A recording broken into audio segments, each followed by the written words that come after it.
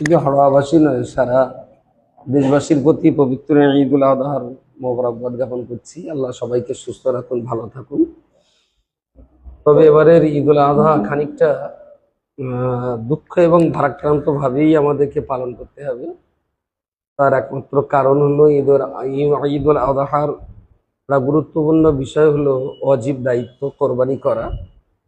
এই কোরবানি ছাগল, ভেড়া, মোষ, দুম্বা, গরু, উট ইত্যাদি দিয়ে করা হয় এবং সারা বিশ্ববাসী এই দিনটাকে নিজেকে ত্যাগ ও উৎসর্গের দিন হিসেবে পালিত করেন এবং বাহ্যিক এই পশু কোরবানি করার পাশাপাশি প্রত্যেক ইমানদার মুসলিম তারা এটা সুনিশ্চিত করেন নিজের আধ্যাত্মিকতা, নিজের অন্তরের, নিজের মনের ভিতরের যাবতীয় হিংসা, বিদ্বেষ, পরশ্রী কাতরতা এবং সমস্ত ঘৃণাকে জবাই করে কোরবানি করে প্রকৃত অর্থে ইমানদার মুসলমানেরা ঈদুল আজহার উপযুক্ত আনন্দ তারা উপভোগ করেন।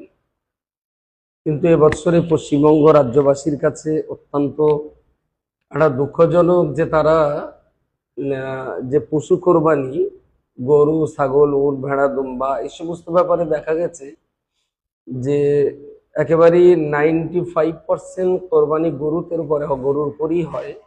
কারণ দুটো কারণে মানুষ গরু কোরবানি করেন। একটা হলো যে যারা একটু গরিব মানুষ তুলনামূলকভাবে তারা একটা গরুতে 7 জন ভাগিদার হয়ে কোরবানি করতে পারে, আর ছাগল দিলে একটা মানুষ একটাই করতে হয়। তো যাদের মধ্যবিত্ত বা একটু দুর্বল শ্রেণীর মানুষ যারা, তার গরু কোরবানিতে অল্প পয়সায় ওয়াজিবটা আদায় করতে পারে। আর দ্বিতীয় আর একটা উদ্দেশ্য হলো কম পয়সায় গরিব দুস্থ মানুষদেরকে একটু বেশি পরিমাণে এই গোশত তারা বিতরণ করতে পারেন। কিন্তু এবছর যে সুপ্রিম কোর্টের হাইকোর্টের 1950 সালের একটা রায় উল্লেখ করে নবান্ন থেকে যেটা প্রচার করা হয়েছে, গরু কোরবানির উপরে যে শর্ত লাগানো হয়েছে সেই শর্ত পূরণ করে গরু কোরবানি করা কোনো মতেই সম্ভব নয়। যেমন গরুর বয়স এবং জনপ্রতিনিধির স্বাক্ষর, সেই সঙ্গে ডাক্তারের সার্টিফিকেট, আবার সেই সঙ্গে সরকারি কসাইখানা, এই 4টে শর্ত মিল করে পশ্চিমবঙ্গে আইন মেনে এক পিস গরু কোরবানি করার সুযোগ নেই। সেই জন্যে মানুষ তারা ঠিক করিয়ে নিয়েছে এবছর গরু কোরবানি করবে না।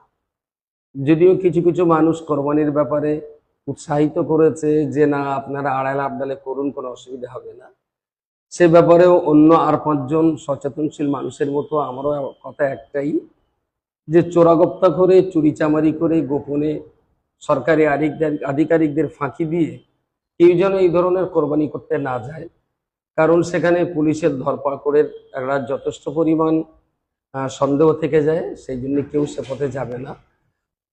বরঞ্চ বহু মানুষ কোরবানি করার জন্য গরু কেনার পরেও তারা বিক্রি করে দিয়েছে।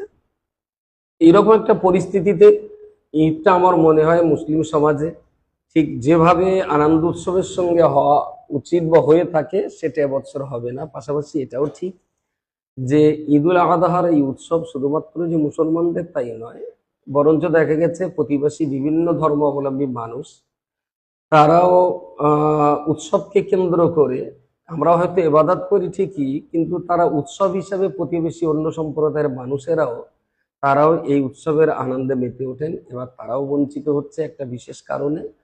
তো সেই দিক দিয়ে আমি ইমানদার মুসলিম আল্লাহওয়ালা মানুষ যারা, তাদের উদ্দেশ্যে এটাই বলা যে সরকারিভাবে যখন আমাদেরকে গরু কোরবানিতে বাধা প্রদান করা হয়েছে, সেটা প্রকাশ্যে না হলেও ঘুর পথে বাধা প্রদান করা। কারণ 14 বৎসরের অধিক বয়স এবং ডাক্তারি সার্টিফিকেট, সরকারি আধিকারিকদের ছাড়পত্র এবং সেই সঙ্গে কসাইখানা, এইসব কিছুকে মিল করে তো জবাই করা কখনো সম্ভবপর নয়।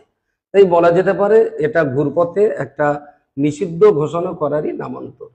তারপরেও সবাই আনন্দের সঙ্গে নামাজ পড়বেন, খুতবা শুনবেন এবং আত্মীয় স্বজন প্রিয়জনদের খোঁজখবর নেবেন এবং বাকি উৎসবটা শান্তি, স্বস্তি এবং সম্প্রীতির সঙ্গে কাটুক।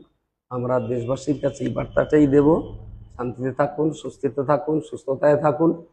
এবং বারবার যেটা বলবো যে একটা সম্প্রদায়ের কিছু সংখ্যক মানুষ, তাদের সংখ্যা যে বিরাট তা নয়, খুব সামান্য একটা সংখ্যক মানুষ গোটা দেশ জুড়ে বিভিন্ন রকম ভাবে, বিভিন্ন পন্থা অবলম্বন করে তারা উত্তেজনা এবং অশান্তি পাকাবার চেষ্টা ইতিপূর্বেও চালিয়ে এসেছে, আগামীকালও তারা সেই পরিকল্পনায় তারা চালিয়ে যাবে। কোনো একেবারেই শান্তিপ্রিয় মানুষ যেন এই সমস্ত অসামাজিক এবং তাদের এই প্ররোচনামূলক ফাঁদে কেউ যেন পা না দেন, কেউ যেন তাদের চক্রান্তের শিকার না হন। ফেসবুক, হোয়াটসঅ্যাপ বা সোশ্যাল মিডিয়ার বিভিন্ন রকম মাধ্যমে এই ধরনের অনেক প্ররোচনামূলক কথা আমাদের, যারা প্রতারণামূলক চক্রান্তের ফাঁদ তৈরি করে, আসলে সেই ফাঁদে তারা পড়ে না, নিরীহ মানুষ জড়ায়। সেই জন্যে